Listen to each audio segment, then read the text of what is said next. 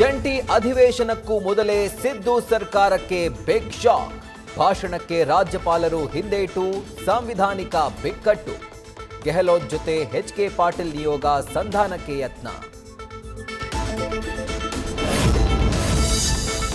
ರಾಜ್ಯಪಾಲರ ಭಾಷಣ ಗೊಂದಲದ ನಡುವೆ ನಾಳೆ ಅಧಿವೇಶನ.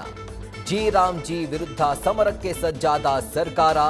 ರಾಜ್ಯಪಾಲರ ನಡೆಗೆ ಕೈಗೆ ಮತ್ತಷ್ಟು ಶಕ್ತಿ. ಪ್ರತ್ಯಸ್ತ್ರಕ್ಕೆ ವಿಪಕ್ಷಗಳು ರೆಡಿ.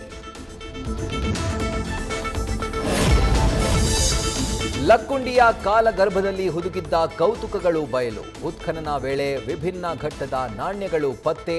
5 ಅಡಿ ಆಳದಲ್ಲಿ ಸಿಕ್ತು ಮೂಳೆ. 10 ಮನೆತನಗಳ ಸಿರಿವಂತ ನೆಲವೀಗ ಪ್ರವಾಸಿ ತಾಣ.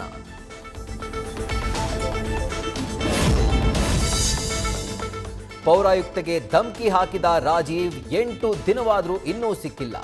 ಅವನೊಬ್ಬ ನಟೋರಿಯಸ್ ಅಂತ 16 ಪ್ರಕರಣಗಳ ಜಾತಕ ಬಿಚ್ಚಿಟ್ಟ ಎಸ್ಪಿ.